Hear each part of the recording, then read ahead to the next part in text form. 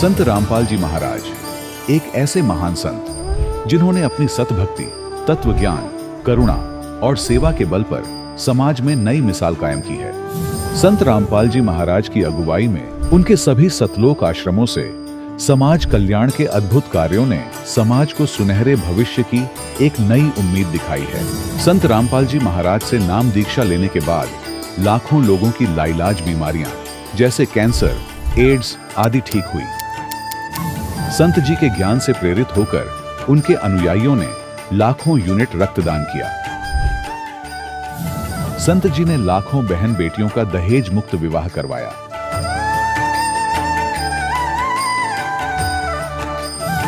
संत जी ने लाखों लोगों का नशा छुड़वाया, करोड़ों उजड़े परिवार बसे। संत जी के आश्रमों में समागम के दौरान निःशुल्क नेत्र चिकित्सा, दंत चिकित्सा प्रदान की जाती है। संत रामपाल जी महाराज द्वारा समय समय पर पर्यावरण संरक्षण के उद्देश्य से बड़े स्तर पर वृक्षारोपण किया जाता है। संत जी ने जरूरतमंदों को तत्काल राहत पहुंचाने के लिए एम्बुलेंस सेवा शुरू की। संत जी अपने अनुयायियों को देहदान के लिए प्रेरित करते हैं, जिससे मानवता की सेवा और चिकित्सा क्षेत्र में सुधार हो सके। संत रामपाल जी महाराज के सभी आश्रमों में हर रोज निःशुल्क भंडारा आयोजित किया जाता है, जहां हर वर्ग, हर जाति और हर धर्म के लोग एक साथ बैठकर भोजन करते हैं।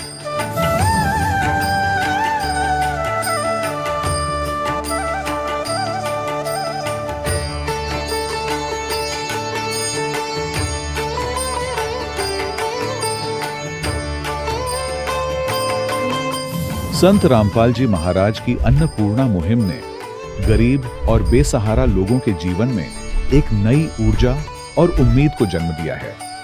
घर घर खाद्य सामग्री और जरूरी मदद पहुंचाकर संत रामपाल जी महाराज ने लोगों को दुख और मजबूरी से लड़ने की ताकत प्रदान की है।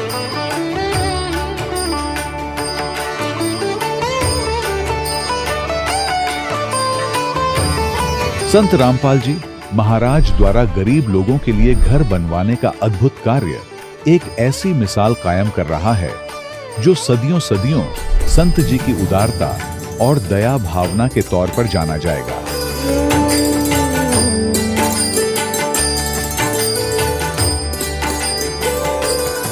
संत रामपाल जी महाराज ने हरियाणा सहित भारत के कई राज्यों में आई भीषण बाढ़ से अनेक गांवों और किसानों को बड़ी राहत दिलाई। तत्काल लाखों फुट पाइप और हजारों मोटर उपलब्ध कराकर किसानों के खेतों और गांवों में भरे बाढ़ के पानी को बाहर निकालकर उनको नया जीवन दान प्रदान किया। आज संत रामपाल जी महाराज को किसानों के मसीहा के तौर पर देखा जा रहा है। जगह जगह उनके लिए सम्मान समारोह आयोजित हो रहे हैं। संत रामपाल जी महाराज के आश्रम में हजारों बुजुर्गों को सम्मान और प्यार के साथ जीवन जीने का अवसर मिलता है। उनके खाने, रहने और स्वास्थ्य की पूरी जिम्मेदारी संत रामपाल जी महाराज उठाते हैं। अनाथ बच्चों के लिए संत रामपाल जी महाराज के सभी आश्रम किसी वरदान से कम नहीं। यहाँ उन्हें शिक्षा, संस्कार और भविष्य के लिए बेहतर अवसर प्रदान किए जाते हैं। चाहे बाढ़ हो, भूकंप या महामारी, संत रामपाल जी महाराज और उनके अनुयायी हमेशा ही जरूरतमंदों के लिए सबसे आगे खड़े रहते हैं। कोविड महामारी के दौरान संत रामपाल जी महाराज के आश्रमों से करोड़ों लोगों के लिए भोजन, दवाइयां और जीवन रक्षक सामग्रियां उपलब्ध कराई गई। चाहे गरीब की मदद हो या किसी शोषित और पीड़ित वर्ग के हक और सम्मान की लड़ाई, संत रामपाल जी महाराज ने हमेशा ही उनकी दबी आवाज को सरकारों तक पहुंचाया है और उन्हें उचित न्याय दिलवाने में अहम भूमिका अदा की है। समाज में आध्यात्मिक और सामाजिक मूल्यों के प्रति जागरूकता लाने में संत रामपाल जी महाराज हर कदम पर मानवता के सच्चे सेवक साबित हुए हैं। संत रामपाल जी महाराज का जीवन हमें सिखाता है कि सच्ची सेवा वही है जो निस्वार्थ भाव से की जाए। आइए हम भी इस महान सेवा के कार्य में इस महान संत से जुड़ें और संत रामपाल जी महाराज से नाम दीक्षा लेकर अपने जीवन को धन्य बनाएं।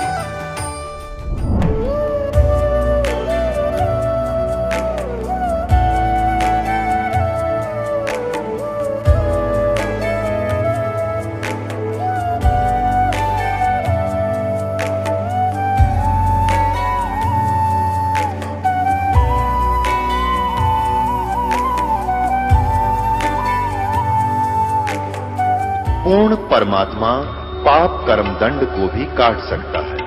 अभी तक जिस भी संत व महापुरुष से मिले, उन्होंने यही बताया कि पाप कर्म फल भोगने से ही समाप्त होगा। वो प्रभु कौन है जो पाप कर्म को काट देता है, वो काल के बंधन से छुड़वा देता है। उसका क्या नाम है, पूजा की विधि क्या है?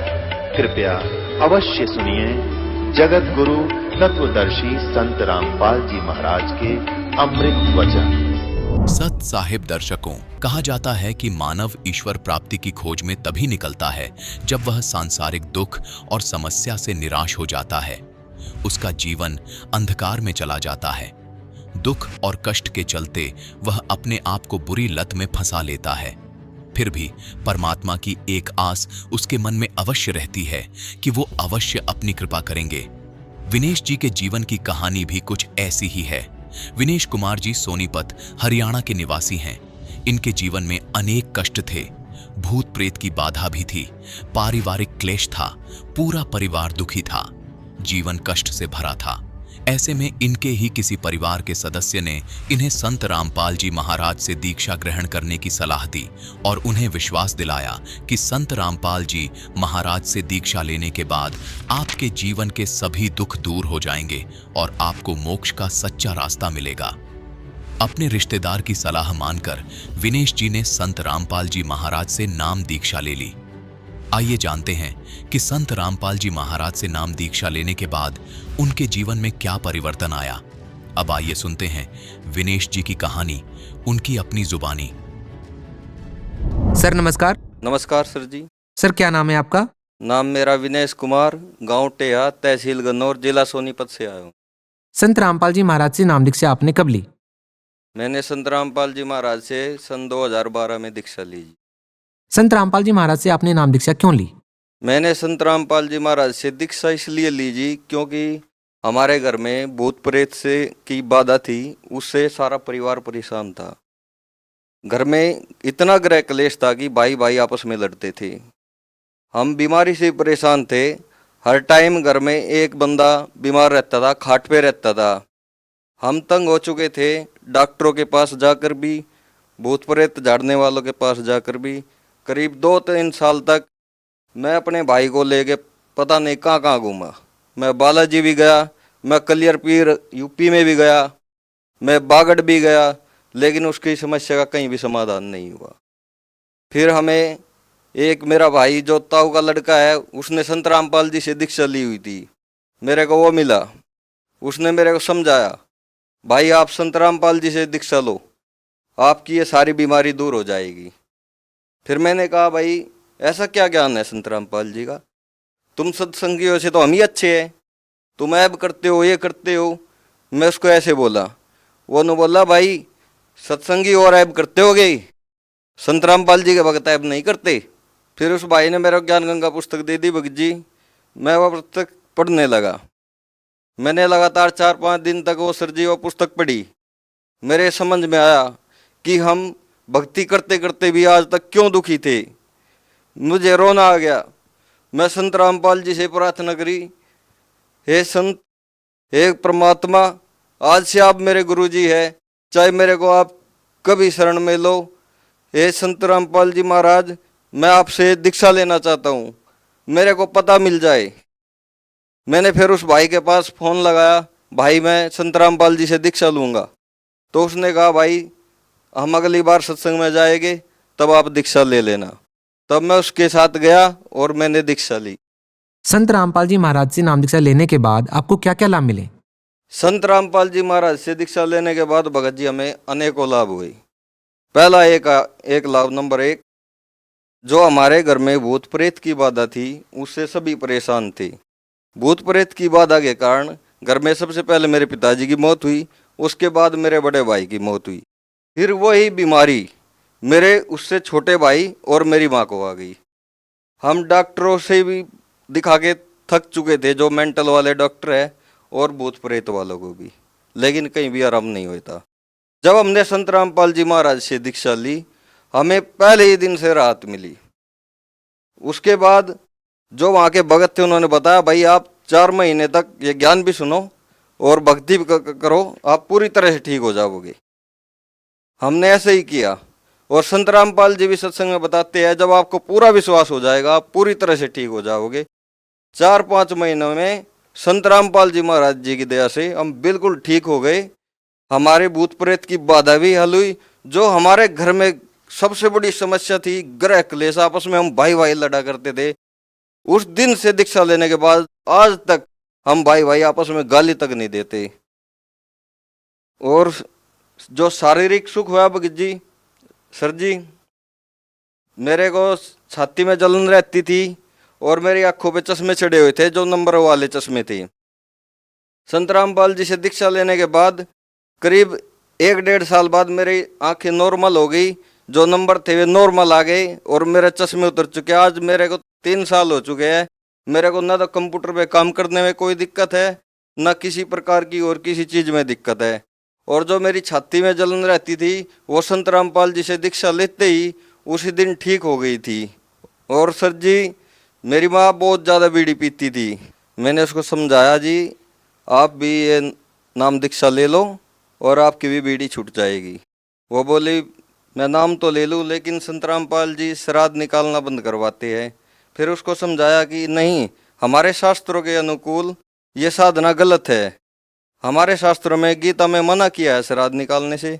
अगर जो श्राद्ध निकालेंगे वे भी भूत पितर बन जाएंगे, तो ऐसी साधना का क्या फायदा।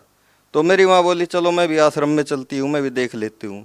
वहाँ पे उसने जाके देखा, सत्संग सुना संत रामपाल जी का, उनके भी ज्ञान समझ में आ गया। अगर वाकई में ये तो ज्ञान बहुत सही है। और उसके ये समझ में आया कि हम क्यों दुखी थे। शास्त्र अनुकूल तो साधना यह है, हम पहले शास्त्र को विपरीत कर रहे थे, इसलिए हम दुखी थे। तो उसने भी नाम ले लिया। जिस दिन से मेरी माँ ने नाम लिया संत रामपाल जी महाराज से, उसने आज तक बीड़ी को हाथ तक नहीं लगाया।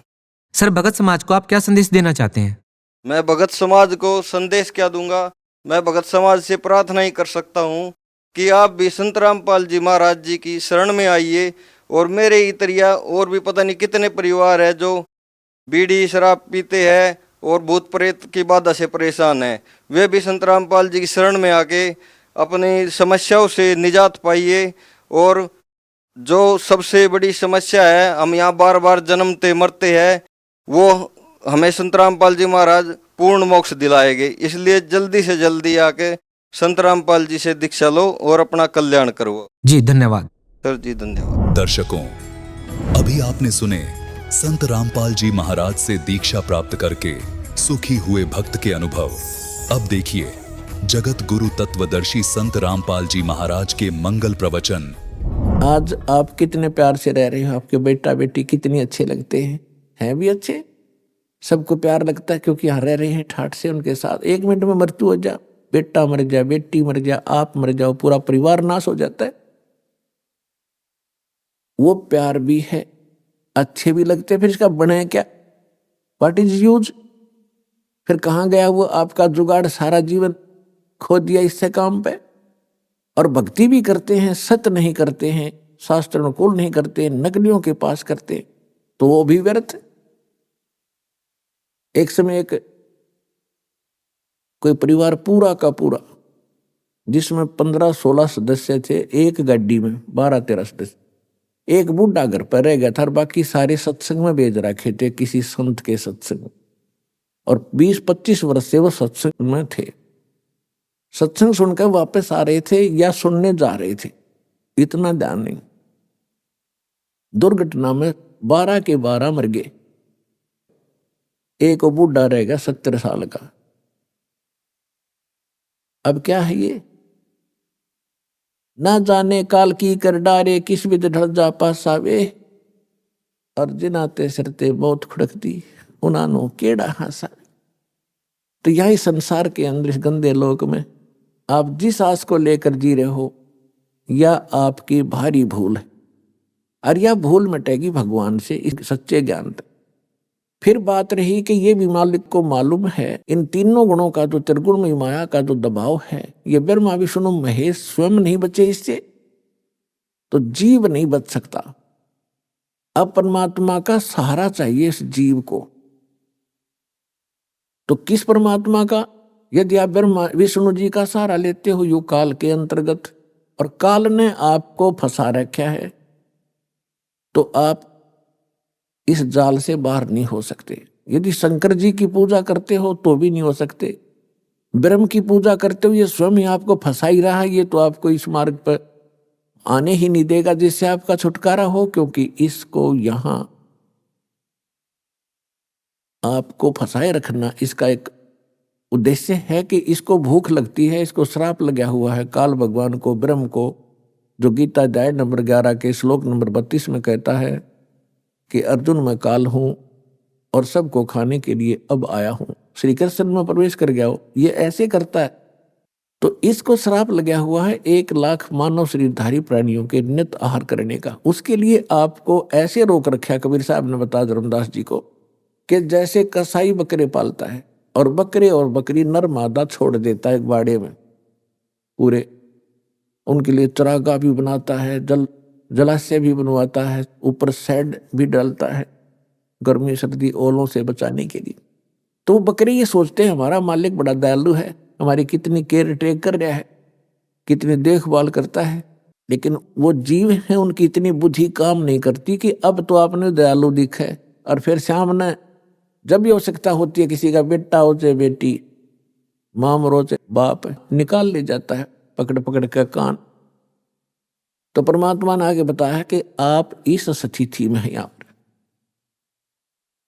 यहां से बचने के लिए आप जी ने, कबीर परमेश्वर जी कहते हैं मेरी शरण ग्रहण करनी पड़ेगी, फिर मैं आपको काल से अपनी फर्द में अपने नाम करा लूंगा, फिर ये तुम्हारे से कुछ नहीं मांगेगा।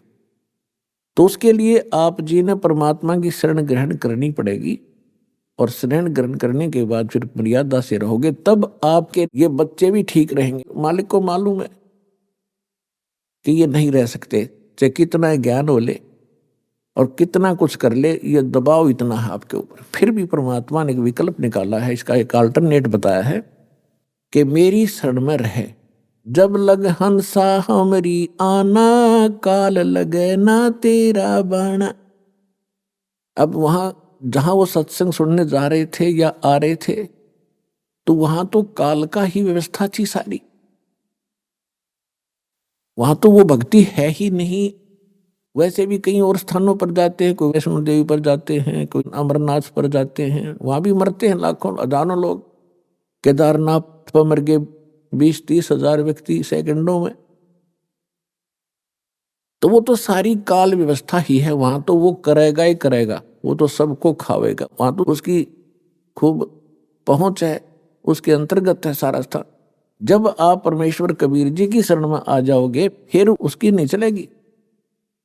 जब लग हंसा हमरी आना, काल लगे ना तेरा बाना।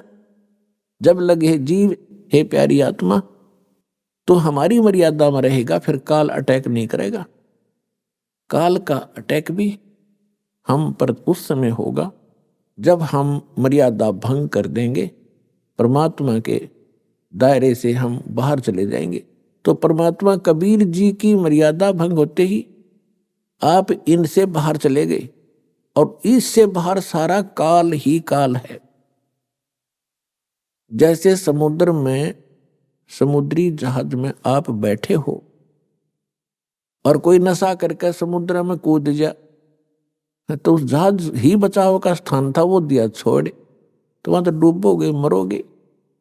तो इस स्थान को छोड़कर पूरे विश्व में काल व्यवस्था है, इसको छोड़कर जहां भी जाओगे वहां आपको कोई प्रोटेक्शन नहीं होगा, दुख के अतिरिक्त कुछ नहीं मिलेगा।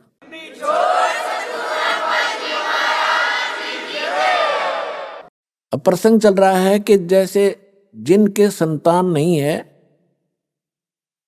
उनको अच्छी आत्मा एक भाग्यशाली बताया है, और संसार विचारों से वो मनुष्य बताए जाते हैं। तो जगत और भगत की सोच में इतना अंतर सदा से रहा है, जिस कारण से आपस में ये झगड़े बने रहे। अब बुद्धिमान समाज है, खूब समझेगा, एजुकेटेड किया जाता ना आपको, बूढ़े से लेकर बालक तक, बहन बेटी माताएं सभी शिक्षित कर दी। और हमने ऐसे ऐसे इंस्ट्रूमेंट बना लिए, इंटरनेट लगा लिया और कंप्यूटर बना लिए, तो राम नाम का भी हम बनाएंगे भी इंटरनेट, इसमें भी इतना दिमाग लड़ाएंगे अपना। तो यहाँ परमात्मा कहते हैं कि जैसे एक देवा एक लेवा दूतम और कोई किसी का पिता नहीं पूतम। ये तो ऋण संबंध जुड़ा एक ठाठा। जैसे दास कई बार कथा सुनाता है, एक व्यक्ति को एक पुत्र प्राप्त होकर उसकी पत्नी मर गई, दूसरा विवाह कराया तो दूसरी विवाह से उसे पुत्र प्राप्त हुआ, उसमें आपस में 8-9 वर्ष का अंतर था। तो दूसरा पुत्र हुआ तो वो स्वयं भी मर गया और उस पुत्र की छोटे वाले की मां भी मर गई। बड़े वाले का विवाह हो गया, उसकी पत्नी आ गई। अब वो मां के तो दोया के थे, पिता एक था। तो जो पहले वाली माता से उत्पन्न था उसका विवाह हो गया, उनका संतान अभी थी नहीं। उधर से वो छोटे वाला जो दूसरी मां का था वो बीमार हो गया, रोगी हो जाने से उसका उपचार करवाया। तो फिर उपचार कराते हैं तो पैसे लगते हैं। तो दोनों पति पत्नी ने विचार विमर्श किया कि इसका इलाज कराएंगे और ये बहुत पैसा खर्च हो जाएगा, और क्यों ना इसको विष देकर खत्म कर दें। उन्होंने एक डॉक्टर से बात की, वैद्य से, ऐसे ऐसे कर दो, बीमार ये है ही, रोगी है ही, लोग सोचेंगे रोगी था मर गया। तो वैद्य ने कहा कि मैं 500 रुपये लूंगा। अच्छी संपत्ति थी, संपत्ति का वो वारिस था 50% का। उन्होंने 500 रुपये देकर अपना कांटा निकाल दिया, वो मरवा दिया। रिलेटिव्स ने सोचा, रिश्तेदारों ने सोचा भी बीमार था मर गया, कोई बात नहीं, बात आई गई हुई। उधर से क्या हुआ कि उधर से उसकी पत्नी को गर्भ रहा, एक पुत्र की प्राप्ति हुई और खुशी का ठिकाना नहीं। उस बच्चे को बड़े लाड प्यार से खुआया प्याया, गिने दिनों में वो युवा हो गया, सेहत अच्छी थी।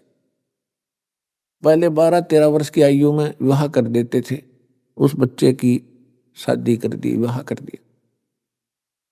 विवाह के कुछ दिन के बाद वो बच्चा बीमार हो गया। उसका वो भाई जो बीमार हो गया, उसका लड़का, तो उसके ट्रीटमेंट के लिए उसने कति देश विदेश तक सभी झाड़ फूक वाले, किसी ने 1000 रुपये मांगे, 20,000 मांगे, सब दे दी। वैद्यों ने भी जो मुंह मांगा पैसा दिया, लेकिन रिजल्ट 0 रहा। आधी संपत्ति भी बिक गई और लड़का खाट पकड़ गया, अस्थि पंजर शेष दिखाई दे। तब उसने एक दिन, उसका पिता बैठा था साथ में, चारपाई के साथ में। लड़के ने कहा कि भाई साहब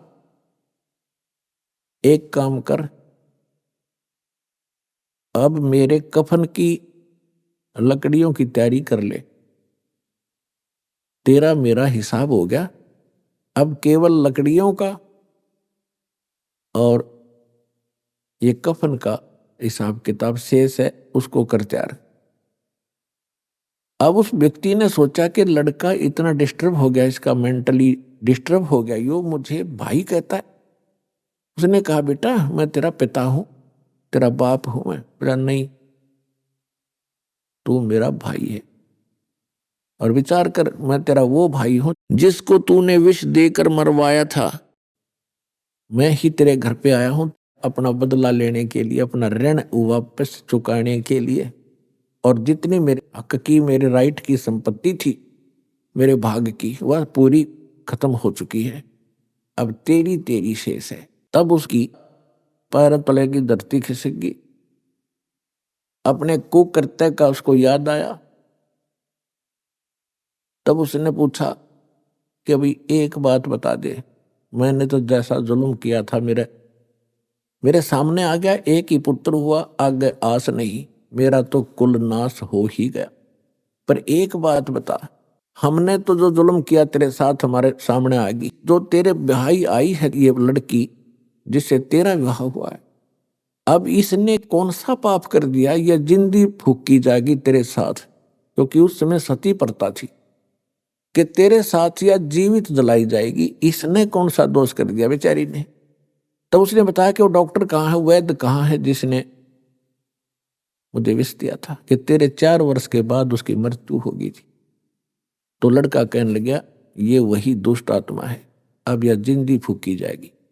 और ऐसा ही हुआ, ये कहकर शरीर छोड़ गया। तो यहाँ कहते हैं परमात्मा ने सूक्ष्म वेद में बताया है, एक लेवा एक देवा दूतम, एक लेने आ रहा है एक देने आ रहा है, और कोई किसी का पिता नहीं पुत्र। ऋण संबंध जुड़ा एक ठाठा, अंत में सब 12 बाटा। और इसको फाइनल समझ लेना, जो भी आपका बेटा है या बेटी है, पिता या पुत्र है या माता है, पत्नी है, ये आपका लेन देन कोई ऋण है इनके साथ, ये पूरा करना पड़ेगा। अब ये है कि जैसे हमने किसी का ऋण देना है और हमारी इनकम इतनी है नहीं, तो हम हमेशा भयभीत से रहते हैं, लज्जित से रहते। और यदि हमारी इनकम ठीक हो जाए तो ऋण दे देंगे, खुश होकर, क्या होगा, ऋण हो भी जाता है, कोई बड़ी बात नहीं। तो अब परमात्मा आपको ऐसी नौकरी देगा, ऐसी भक्ति देगा, उसकी मजदूरी करियो, और इससे आपके वो ऋण बहुत आसानी से सुलझ जाएंगे, बेटे का हो चाहे बेटी का। और फिर समर्थ के पास एक पावर है, मासा घटे न तिल बधे, विद ना लिखे जो लेख, सच्चा सतगुरु मेट कर ऊपर मार दे मेघ। आपका आपस का कोई ऋण देन है और आप शरण में आगे परमात्मा के, वो कैंसिल कर देगा। जा भाई, मेरा तो ऋण था यो और माफ कर दिया। बच्चों को मैं दूंगा तुम्हारे से, इनको पालूंगा पोसूंगा, इनके संस्कार बनाऊंगा, आप हो ऋण मुक्त, आप भी पार, ये बच्चे भी पार हो जाएंगे। तो ऋण खत्म कर दिया दोनों का।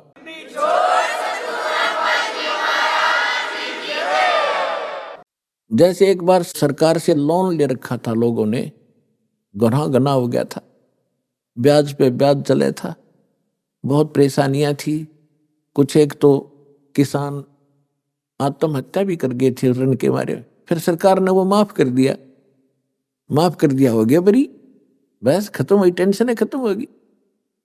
तो इसी प्रकार यह सच्ची सरकार है कबीर परमात्मा, आपके सारे ऋण माफ कर देगी, एक दूसरे का जेड़ा जो कति सुलझा देगी, और फिर भक्ति करेंगे। ऐसा विधान बनाया जाएगा पुण्यात्मा, और सबको स्वीकार्य होगा इस ज्ञान के आधार से। विवाह में कोई खर्च नहीं करेंगे हम, आगे बच्चों को कोई लेन देन हम नहीं करेंगे, क्योंकि फिर ऋण एक दूसरे फिर शुरू हो जाएगा। तो बच्चे भी इस बात को समझेंगे, बेटियां भी, हम यहाँ के हैं ही नहीं, हम तो सतलोक के वासी हैं, वहां जाएंगे, वहां कोई चीज का अभाव नहीं, वह ऐसी सृष्टि है, वहां जाकर परिवार बनेगा आपका। जो आपको यहाँ बेटा बेटी, पति पत्नी, माता पिता अच्छे लगते हैं, सारे भक्ति करो, एज इट इज, वहां जाकर परिवार बन जाएगा। हमारे ये ठाठते हैं, इस गंदे लोग में रहना जरूरी है। आज आप किसी गांव में रह रहे हो और थोड़ी सी जमीन है, मुश्किल से हैंड टू माउथ हो रहे हो, और आपको किसी दूसरे राज्य में 100 एकड़ जमीन दे दे, लगा लगा ट्यूबवेल हो और सारी सुविधा हो, बड़ा बड़ा मकान, और आपको कहें भाई चलो वहां, क्या करोगे आप? छोड़ उस 1.5 किले ने और चलो वो 2 मिनट में जा बैठोगे, झांको भी कोई ना उसकी तरफ। तो ऐसी स्थिति है सतलोक की, वहां जाओगे जब ठाठम ठाठ हो जाएंगे तुम्हारे।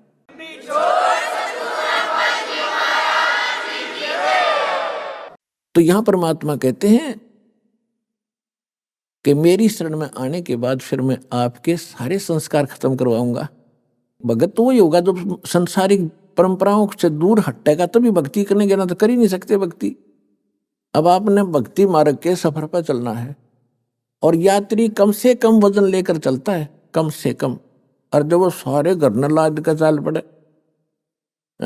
तो क्या कदम चलेगा? नहीं चल सकता।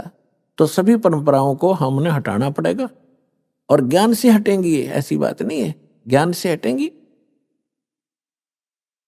तो इस प्रकार हम इस मार्ग को आगे चलेंगे। संस्कार भगवान के हाथ में है, पल में पता नहीं कहते के कर दे परमात्मा। अपने आत्मा सभी इस समय के विषय में, जो वर्तमान में समय चल रहा है, बात चल रही है संस्कार की, कि परमात्मा अपने भक्तों के संस्कार समाप्त कर देगा और अपने कोटे से फिर उनकी पूर्ति करेगा। तो फिर हम भक्ति भी कर सकते हैं, परमात्मा की सेवा भी कर सकते हैं, और अपने मोक्ष भी प्राप्त कर सकते हैं। अब जैसे आपको बहुत बार इस समय के विषय में और इस दास के विषय में बहुत सी भविष्यवाणियां भी आपको सुनाई गई है कि ये ऐसा अनमोल समय है पुण्यात्माओं, भगवान ने तो ये निर्धारित कर ही रखा है 600 वर्ष पहले। वैसे तो परमात्मा ने प्रथम सतयुग में कह दिया था इस काल से कि चौथा युग जब कलयुग आई तब हम अपना अंश पठाई, हम अपना दास भेजेंगे और फिर काल फंद छूटा नरलोई, काल का झंझट सारा खत्म करेगा सब नर नारियों का और सकल सृष्टि परवानी खोई। कलयुग बीतते 5500 पाचा जब ये वचन मेरा होगा साचा। कौन सा? ये वचन कि मैं अपना अंश भेजूंगा और सारी सृष्टि नाम लेवेगी मेरे दास से और सबका कल्याण होएगा, सबका मोक्ष होएगा। और फिर बताया है कि कलयुग बीत जावे जब एता, यानी 5500 वर्ष बीत जाएगा जब कलयुग, सभी प्राणी परम पुरुष पद चेता, सभी प्राणी उस परमात्मा के उस परम पद के जानकार हो जाएंगे। कौन से के? गीता अध्याय नंबर 18 के श्लोक नंबर 62 में, गीता अध्याय नंबर 15 के श्लोक नंबर 4 में कहा कि अर्जुन तू सर्वभाव से उस परमेश्वर की शरण में जा, उसकी कृपा से तो परम शांति को और सनातन परम धाम को प्राप्त होगा। शाश्वत स्थान, कभी नाश में न आने वाले को शाश्वत स्थान कहते हैं, उसको हम सतलोक कहते हैं। लोक माने धाम, स्थान। गीता अध्याय नंबर 15 के श्लोक नंबर 4 में कहा कि तत्वदर्शी संत की प्राप्ति के उपरांत परमेश्वर के उस परम पद की खोज करनी चाहिए जहां जाने के बाद साधक फिर कभी जन्म मृत्यु में नहीं आते। तो यहां बताया है कि जब 5500 वर्ष बीतेगा, हमने आज तक पता ही नहीं था सतलोक भी कोई स्थान है। अरे राधा स्वामी वाले धन सतगुरु वाले ये सतलोक करे दिन खक्का नहीं पता था। वो सतनाम, वो स्वर नाम, वो स्वर शब्द, वो सतपुरुष और वो सतनाम, वो राधा स्वामी धाम, खकता इनका पता। तो हमने सतनाम परम पद का कभी सुना भी नहीं था सतलोक के बारे में, और आज बच्चे बच्चे के मुंह पर हो गया। बच्चे बच्चे की जुबान पे सतलोक सचखंड जावांगे, जैसे दास मिल रहा था बच्चों से संगत से। एक छोटा सा बालक अपनी माँ की गोदी में, अन्नू के गुरु जी सतलोक चालो न, चालो चलांगे। मैंने कहा बेटा भाई विमान आवेगा जब चलांगे, अभी विमान आने वाला है। तो यहाँ कहा कि पूरा विश्व, पूरा सभी प्राणी परमेश्वर के उस परम पद की परिचित हो जाएंगे। तो उसी के विषय में जैसे आपने कल भी सत्संग में सुना था, एक फ्लोरेंस नाम की भविष्य वक्ता अमेरिका की थी, वो भारत के संत के बारे में गुणगान कर रही है। नास्ट्रेदम्स फ्रांस का रहने वाला था, वो भी कहता भारत में एक महापुरुष संत आएगा जो पूरे विश्व को सच्चा ज्ञान देगा और एक सबद समाज की स्थापना करेगा, विकार रहित होगा, आपस में बुराई नहीं रहेगी, लड़ाई नहीं रहेगी। तो उसी के संबंध में थोड़ी सी और सुनाते हैं आपको। एक ये पुस्तक है, पुरानी सी हाथ लगी है किसी भगत का। ये हमारे भगत तक खोजी हो गए, उनको कहीं पर भी कोई सुराख मिलता है उनको तो पता ही लग जाता है ये किसके विषय में बोल रखा है। अब नास्ट्रेदम्स की भविष्यवाणी या किसी भी संत की, उस संत के विषय में जो भविष्यवाणी है, कोई किसी पर सेट कर रहा है, कोई किसी पर कर रहा है, वो पूरी हो ही नहीं सकती। हाथी के कपड़े को, अस्त्र को और जोटे पर धर के देखे कीता होगा, वो तो हाथी पर फिट होगा, वो जिसका है। ये देखिएगा, ये एक पुस्तक है, एक पुरानी फटी पुरानी सी है किताब। ये देखो, युग निर्माण की सुनिश्चित संभावना, ये तो इसका नाम है, टाइटल है। लेखक है इसका बलराम सिंह परिहार, प्रकाशक है युग निर्माण योजना, गायत्री तपोभूमि मथुरा से। बस इतना ही उल्लेख है इसका, ज्यादा आगे नहीं लिखा, ये फटा हुआ ज्यादा। इसके पृष्ठ नंबर 19 पे यानी 19 पे क्या लिखा है कि स्वाधीनता यानी आजादी के 4 वर्ष बाद एक शक्ति शाली धार्मिक संस्था प्रकाश में आएगी और सारे संसार का उद्धार करेगी। उद्धारक इस संस्था का स्वामी संचालक होगा। अब यहां ये क्या है कि किसी एक भविष्यवाणी है, हंगरी नाम का कोई भविष्यवक्ता था, उसकी ली है इसने, अपनी पुस्तक तैयार की है औरों की सुन सुना के पढ़ पढ़ा के, तो इसने अपने हिसाब से इन्होंने उस पर सेट कर रखी है। इसका अर्थ ये था कि 1947 में भारत स्वतंत्र हुआ, उसके 4 वर्ष बाद दास का जन्म होया 1951 में। इसका अर्थ तो ये बनता है कि स्वाधीनता के 4 वर्ष बाद 1951 में एक संत का जन्म होगा जो धार्मिक संस्था को ऐसी बनाएगा जो पूरे विश्व का कल्याण करेगी। यहां थोड़ी सी गड़बड़ कर जाते हैं, अब और दिखाते हैं। ये देखिएगा, इसके 23 पृष्ठ पे यहां लिखा है, इस संगठन का स्वामी संचालक कोई गृहस्थ व्यक्ति होगा।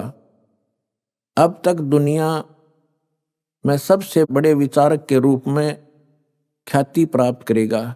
वह व्यक्ति सामाजिक उत्तरदायित्वों से लेकर संसार के सब देश शांतिपूर्ण कैसे रहें उसकी यह व्यवस्थित आचार संहिता तैयार करेगा।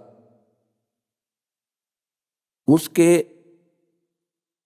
जीवन भर के संग्रहित विचारों को यदि एक पुस्तक में लिखा जाए तो बहुत बड़ी पुस्तक बन जाएगी। इसका अर्थ ये है। यहाँ एक 29 पृष्ठ पे देखिएगा, 29 पृष्ठ पे, एशिया के किसी देश, संभवतः भारतवर्ष में, एक नम्र ग्रामीण परिवार में एक महान आत्मा ने जन्म ले लिया है जो एक महान आध्यात्मिक क्रांति का सूत्रपात, संचालन और नियंत्रण करेगा। इसके पीछे क्रियाशील आत्माओं की शक्ति होगी जो संसार की वर्तमान विकृत परिस्थितियों को बदल डालेंगी। 1999 में ये क्या बोला गया है कि एक ऐसे व्यक्ति ने जन्म लिया है जिसकी अकेले ही उत्पादित शक्ति किसी भी शक्ति संपन्न राष्ट्र के बराबर होगी। वह एक भाषा, एक संस्कृति, एक धर्म की आचार संहिता सर्जन करेगा। यहां देखिएगा 43 पृष्ठ पे,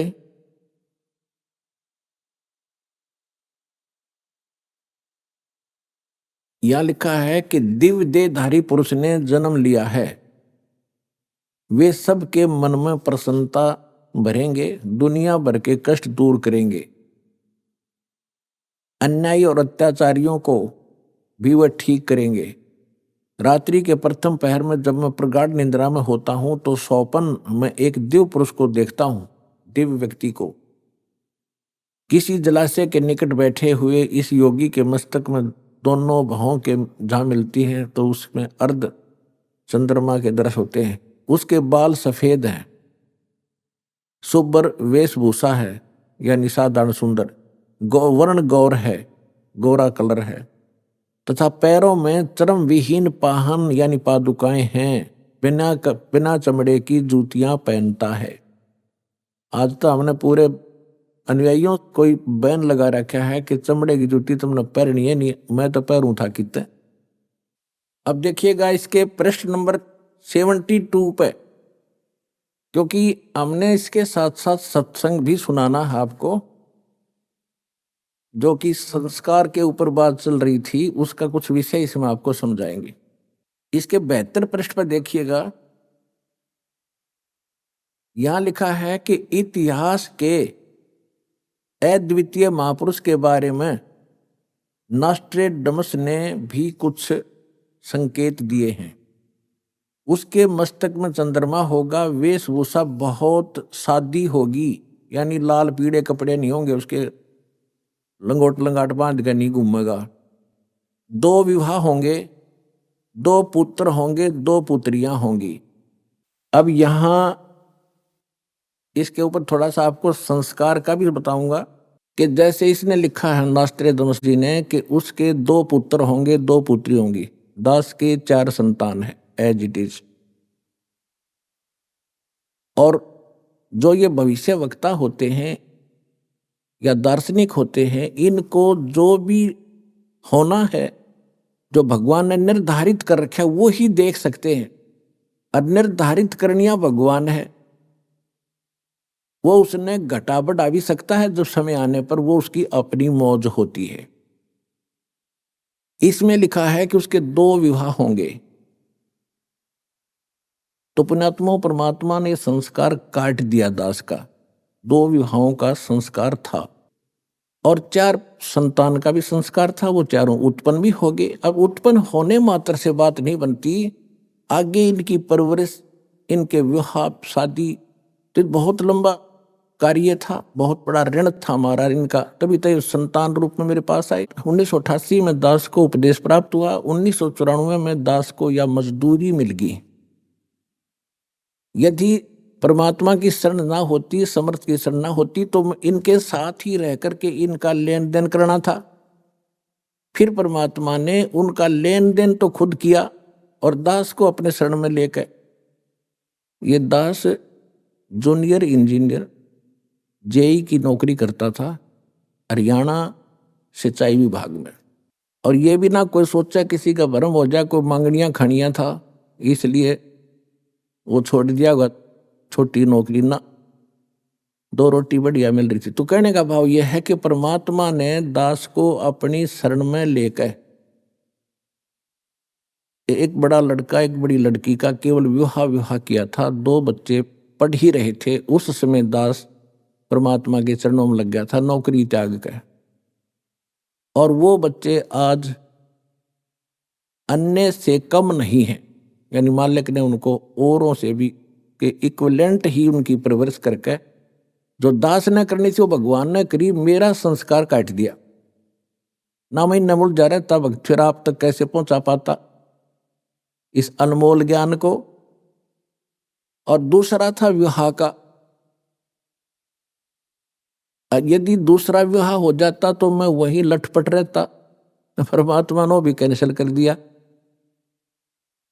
अब जैसे क्या बनती है, एक चुटकुला है छोटा सा। एक व्यक्ति के 2 विवाह हो गए किसी कारण से, कोई संतान ना थी बड़े वाली का।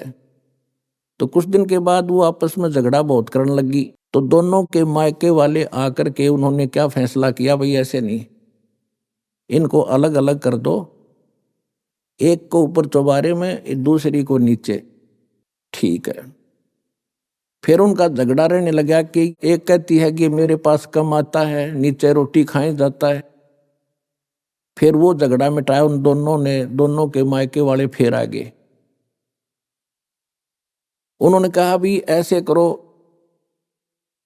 एक दिन इसका यहां पर खाना खाएगा, एक दिन ऊपर, एक दिन नीचे। उन्होंने कह दिया भी प्रथम एक कम ने तो नीचे, और द्वितीय न ऊपर, तृतीय न नीचे, चतुर्थी न ऊपर, ऐसे खाएगा। ठीक है। एक दिन क्या हुआ, वो छठ और सातम इकट्ठी होगी। अब जो ही वो दरवाजे में आया, नीचे वाली ने उड़े पकड़ लिया हाथ, ऊपर वाली ने दूसरा पकड़ लिया, उसने खींच के लेगी ऊपर ने, जिन्ने में गए। फिर वह भाग के लाई नीचे घसीट के, उसने अग्नाथ सातम है, वह क्या छठ है, उसके गोड्डे फोड़ दिए रिहर्सल करके। तो पुण्यात्माओं 2 विवाह हो जाते थे, मेरे उड़े गोड्डे फूटे जाते। परमात्मा ने दया कर दी, एक कम साथ दी। फिर क्या हुआ, क्योंकि ये 2 विवाह इतने बुरे बताए हैं कि एक बार उसी व्यक्ति का चोरी होगी, चोर पकड़ लिया, पंचायत हुई, पंचायत में फैसला हुआ भाई जिसका धन जा रहा है वो बता दे इसको क्या सजा दें। और जिसके 2 ब्याह हो रहे थे, दुखी छक्कर था, इन्होंने बोला इसके 2 ब्याह कर दो, और छठ सातम इकट्ठी होगी जब देखूंगा इसने। तो यार छठ सातम के चक्कर में ये मालिक ने ये संस्कार दास का चेंज कर दिया। मासा घटे न तिल बधे, विद ना लिखे जो लेख, सच्चा सतगुरु मेट कर ऊपर मारे मेख।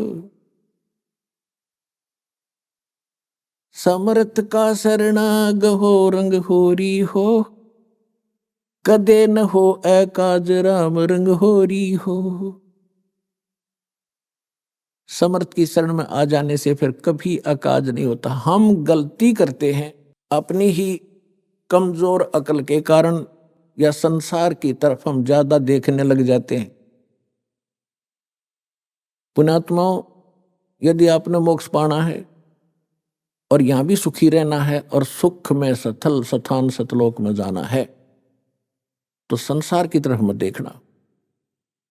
संसार कितने आपने खुशी मनाता दिखा है, ये समझ लेना। ये तो बालक खेल रहे हैं, बच्चे जिन्हें कोई काम नहीं। कोई डीजे बजा रहा है, कोई ब्याह शादी में नाच रहा है, कोई खुशी मना रहा है, त्योहार मना रहा है। इसे गंदे लोक में के त्योहार मनावे। एक भक्त ने, एक परिवार ने दीक्षा लिया दास से, इतना बुरा हाल था उनका। उन्होंने कहा कि आज 7 वर्ष हो गए हमने कोई त्योहार मना कर नहीं देखा।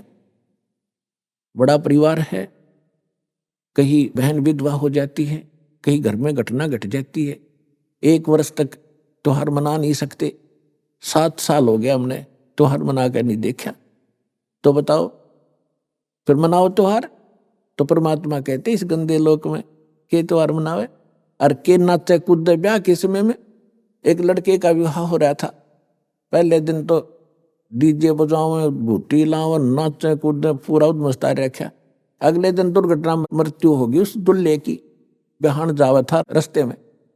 अब वो ये परिवार टक्कर मार रहा है, बुरा हाल हो रहा है, इकलौता पुत्र था।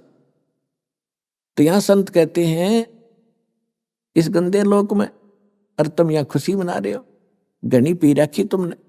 ये नशा ज्यादा हो गया इस काल की भांग का।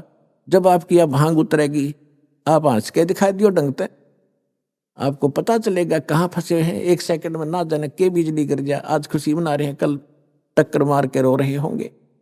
तो इससे भी बचने के लिए आपने इस परमेश्वर कबीर जी की शरण में पड़ा रहना होगा। और जो यहां से निकल जाता है, मर्यादा भंग कर दी, वो यहां से गया, फिर अन्य स्थानों पर बैठेगा। अब जैसे बच्चे स्कूल जाते हैं, दास ने जब स्कूल जाना प्रारंभ किया तब हमारे यहाँ पढ़ाई की विशेष व्यवस्था नहीं थी। व्यवस्था स्कूल तो था मिडिल तक का, लेकिन एक रुचि नहीं थी पढ़ने और पढ़ाने की। तो मेरा साथी थे जो, हम पहले पाली जाया करते पशुओं के, किसान परिवार में दास का जन्म है। तो वहां अपने मस्ती तक कूदने खेलने खूब ठाठ से, कोई काम नहीं था। फिर हम स्कूल जाने लगे तो जो स्कूल नहीं जाते थे वो क्या करते थे, कोई तो गधे पर बैठ के घूम रहा है, शरारत करनी बच्चा अंदर, कोई तालाब में नहा रहा है, हाँ कोई कुछ कर रहा है। तो अब विद्यार्थी ने उसकी तरफ नहीं देखना चाहिए जो विद्यालय में नहीं जाता, जो विद्यार्थी नहीं है। अभी आपने सुने संत रामपाल जी महाराज के मंगल प्रवचन। आइए अब सुनते हैं संत रामपाल जी महाराज से नाम दीक्षा लेकर सतभक्ति करके अद्भुत लाभ प्राप्त करने वाले अनुयायी के विचार। सत साहिब दर्शकों, असली शांति और संतोष की खोज में मनुष्य अनेकों प्रकार की परंपरागत साधनाओं को अपनाता है, लेकिन जब वह इसमें असफल रहता है तो जीवन से निराश हो जाता है। दर्शकों, आज हम आपको ऐसी ही एक कहानी सुनाने जा रहे हैं जो उत्तराखंड के रहने वाले हरिश्चंद्र जोशी जी की थी। हरिश्चंद्र जी बचपन से ही हिंदू धर्म में प्रचलित सभी प्रकार की भक्ति साधनाओं को करते थे, लेकिन फिर भी उन्हें अपने जीवन में दुख और तकलीफ के अलावा कुछ भी हासिल नहीं हुआ। जब हरिश्चंद्र जी को इतनी भक्ति साधना करने पर कोई लाभ मिलता न दिखाई दिया तो इन्होंने अपने जीवन के दुखों से मुक्ति पाने के लिए सतपाल जी महाराज, ब्रह्मा कुमारी पंथ, निरंकारी पंथ और मधु परमहंस जैसे पंथों का सहारा लिया। लेकिन अफसोस, वहां से भी इन्हें निराशा ही मिली। लेकिन दर्शकों, आज हरिश्चंद्र जी का कहना है कि जब से मैंने संत रामपाल जी महाराज से नाम दीक्षा ली है, तब से मुझे अद्वितीय लाभ मिले हैं। अब मैंने हिंदू धर्म में प्रचलित शास्त्र विरुद्ध भक्ति साधना त्याग दी है और जो संत रामपाल जी महाराज शास्त्रों से प्रमाणित आदि सनातनी भक्ति बता रहे हैं, उसे अपनाया है। दर्शकों, आखिर हरिश्चंद्र जी हिंदू धर्म में प्रचलित सभी साधनाओं को शास्त्रों के विरुद्ध क्यों बता रहे हैं? आखिर हरिश्चंद्र जी ने अन्य पंथों को छोड़कर संत रामपाल जी महाराज को गुरु क्यों बनाया? आखिर इसके पीछे की सच्चाई क्या है? आइए सुनते हैं हरिश्चंद्र जी की कहानी उन्हीं की जुबानी। नमस्कार सर। नमस्कार जी। सर क्या नाम है आपका? मेरा नाम हरीशचंद्र जोशी है। हरीशचंद्र जी आप कहाँ से हैं? मैं नरियाल गांव 20 जुला उत्तराखंड डिस्ट्रिक्ट चंपावत से हूँ। सर संत रामपाल जी महाराज से नाम दीक्षा आपने कब ली? सर 8 नवंबर 2019 को। संत रामपाल जी महाराज से नाम दीक्षा लेने से पहले क्या आप कोई भक्ति साधना भी करते थे? इस आध्यात्म मार्ग की खोज में मैं कई पंथों में गया हूँ सर। मैं 12 साल तक हंसादेश सतपाल महाराज के पंथ में रहा, 4 साल ब्रह्मा कुमारी में रहा और 4 साल निरंकारी पंथ में रहा, और एक निंगली में है आश्रम परमहंस आश्रम, स्वामी स्वरूपानंद जी का 5 साल वहाँ रहा। सर इस प्रकार मेरा भ्रमण काल रहा परमात्मा की खोज में, सत्य की खोज में। परिवार में जो है परंपरागत कुल देवी को मानते थे, तो वो कुल देवी की साधना मैं भी किया करता था सर। मैं उस साधना करते करते घर से दूर जो है पंजाब चला गया था, कई जगह मंदिरों में रहा, और वह माता जो है लोगों की समस्याएं सुना करती थी और समस्याओं को मैं हल किया करता था माता के माध्यम से। और इसके साथ साथ जो है सर जी मेरे को लोगों की समस्याएं तो दूर होती थी, लेकिन अपनी समस्याएं ज्यों की त्यों रहती थी। मुझे चर्म रोग की शिकायत थी 16 वर्ष की अवस्था में, जो 50 साल तक रही सर जी, लेकिन मेरी समस्या दूर नहीं हुई। कई बार मैंने माता से पूछा तो माता ने कहा कि इसका समाधान हमारे पास कुछ नहीं है, लेकिन लोगों की समस्याएं दूर होती थी, मेरी समस्याएं कोई हल नहीं होती थी। मैं इतना रोगी हो गया था कि सर जी मैं आत्महत्या करने की सोचने लग गया।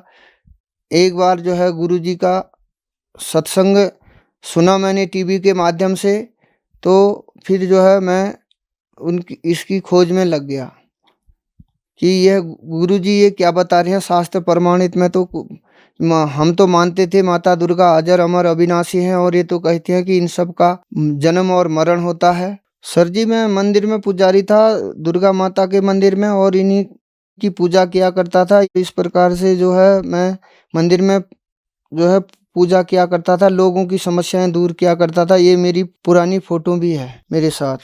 सर फिर क्या कारण बना कि आप संत रामपाल जी महाराज की शरण में आए? मैं टीवी देख रहा था, एक बार जो है संत रामपाल जी महाराज जो है सत्संग में सुना रहे थे कि इस सार नाम की बहुत चर्चा किया करते थे। मैंने अनेक पंथों में, जैसा कि पूर्व में मैंने बताया कि मैंने अनेक पंथों में मैं गया, तो उनसे सार नाम जो लिया था मैंने हंसादेश वालों से, परमहंस आश्रम से, अन्य जगहों से लिया था। तो मैंने सोचा कि वही पूर्ण मार्ग है, पूर्ण मोक्ष का मार्ग है, लेकिन उसे मुझसे संतुष्टि नहीं हो रही थी। संत रामपाल जी महाराज अपने सत्संग में बता रहे थे कि धर्मदास मेरी लाग दुहाई, सार शब्द की बाहर न जाई, सार शब्द जो बाहर पढ़ी, बिजली पीढ़ी हंस न तरी। ये सार नाम 2 अक्षर का ये सार नाम शब्द क्या है ये मेरी समझ में नहीं आया। मैंने कहा इसका मतलब कुछ यहाँ नया है, इसको खोजा जाए। संत रामपाल जी महाराज बता रहे थे बिना सार नाम के कोई पार नहीं उतर सकता है, तो मैंने सोचा कि यह कुछ नया है तो इसे जाना जाए। इस प्रकार मुझे भगत जी एक बार जो है पुस्तक वितरित करने वाले आए थे, ज्ञान गंगा के माध्यम से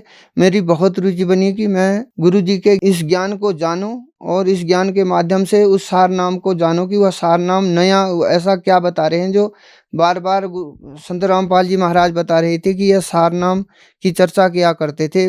मैंने तो पहले जो गुरुओं के पास गया था तो मैंने समझ लिया कि यही फाइनल ज्ञान है, लेकिन इससे मेरी संतुष्टि नहीं हो रही थी। फिर नाम दीक्षा केंद्र में मैंने संत रामपाल जी महाराज से नाम दीक्षा ली। सर संत रामपाल जी महाराज से नाम दीक्षा लेने के बाद क्या आपको कोई लाभ भी मिले? सर जी सबसे पहले लाभ तो मुझे ये मिला कि जो बचपन से मैं 6 वर्ष की अवस्था से जगह जगह भटक रहा था सत्य की खोज के लिए, तो सबसे बड़ा लाभ तो मुझे आध्यात्मिक लाभ मिला। सत्य ज्ञान का मार्ग, जो वेद प्रमाणित, गीता प्रमाणित, सदग्रंथों से प्रमाणित जो ज्ञान था, जो पूर्ण मोक्ष का मार्ग था, वह पूर्ण ज्ञान मुझे प्राप्त हुआ।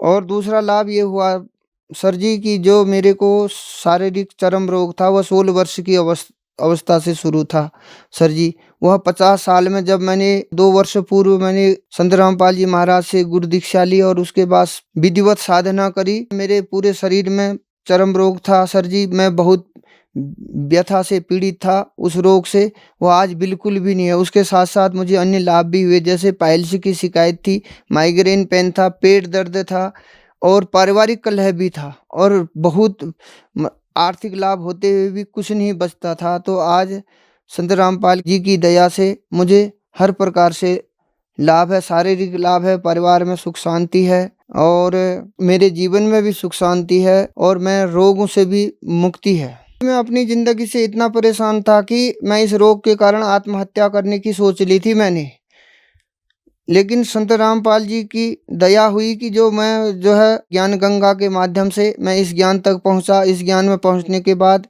मैंने नामदान केंद्र से नाम लिया और नाम लेने के बाद मेरा सबसे बड़ा लाभ तो ये हुआ कि मुझे पुनः जीवन दान मिल गया। मैं तो कहाँ आत्महत्या करने की सोच रहा था। हे मालिक, आपको कोटि कोटि प्रणाम है जो इस दास को पुनः जीवन दान मिला है। सर, संत रामपाल जी महाराज से नाम दीक्षा लेने के बाद आपको बहुत सारे लाभ मिले। सर, कहा जाता है कि गुरु नहीं बदलना चाहिए, गुरु बदलना पाप है। आपने बहुत सारे गुरु बनाए और फिर आप संत रामपाल जी महाराज की शरण में आए। सर, आपने बहुत सारे गुरुओं को छोड़ा और फिर आपने संत रामपाल जी महाराज को चुना। तो संत रामपाल जी महाराज में ऐसा क्या लगा जो उन गुरुओं के पास नहीं था? सर जी, उन गुरु के पास पूर्ण मोक्ष का न तो मार्ग था, न पूर्ण शांति थी, न कोई रोग का समाधान होता था। बस एक थोड़ा सा मन बहलाव लगा लीजिए या टाइम पास लगा लीजिए, इस प्रकार हमें नहीं लगा कि वहाँ से कोई संतुष्टि मिलेगी। यहाँ तो शास्त्र प्रमाणित शास्त्रों को खोल के दिखाया जाता है कि प्रमाणित विद प्रमाणित ज्ञान है ये। इस ज्ञान में आने से हमें बहुत लाभ मिले, प्रमाणित ज्ञान है। संत रामपाल जी ने इसमें वेदों का, गीता का, जो हमारे सदग्रंथ हैं, बाइबल, कुरान, गुरु ग्रंथ साहब, प्रत्येक को खोल करके उसमें इस ज्ञान को बताया है। सर, संत रामपाल जी महाराज से नाम दीक्षा लेने के बाद आपको बहुत सारे लाभ मिले। तो जो दर्शक आज आपको टीवी पर देख रहे हैं, खास करके उत्तराखंड के लोगों को आप अपनी भाषा में क्या कहना चाहेंगे? सर जी, मैं विशेषकर उत्तराखंड के लोगों को, विशेषकर अपने जनपद चंपावत से उत्तराखंड वासियों को यही कहना चाहता हूँ कि जो हम लोग ये देवी देवता की पूजा कर रहे हैं, तब में कोई लाभ न होने और पूछते पूछते पूरा जीवन बर्बाद है जालो। जैसे मेरे बहुत मैं बहुत देवी देवता शरण में गए हूँ, बहुत देव डांगरों शरण में गए हूँ, कोई लाभ न मिले। आज यहाँ पूर्ण परमात्मा धरती पर आ रहे हैं और सब लोग ये ज्ञान में जुड़ और ये ज्ञान बटे लाभ उठा और मोक्ष तरफ का जाकर सब लोग। संत रामपाल जी महाराज से नाम दीक्षा कैसे ली जा सकती है? सर जी, विभिन्न टीवी चैनलों के माध्यम से और यूट्यूब के माध्यम से, इंस्टाग्राम के माध्यम से, फेसबुक के माध्यम से और तमाम पुस्तकों के माध्यम से चैनल हैं। गुरुजी का सत्संग चलता है टीवी के माध्यम से, उसमें कॉन्टैक्ट नंबर होते हैं और जो ज्ञान गंगा पुस्तक है इसको निःशुल्क भी मंगा सकते हैं, उस पर भी नंबर है। ये सब गुरुजी से जुड़ने का माध्यम है। धन्यवाद सर। सत साई।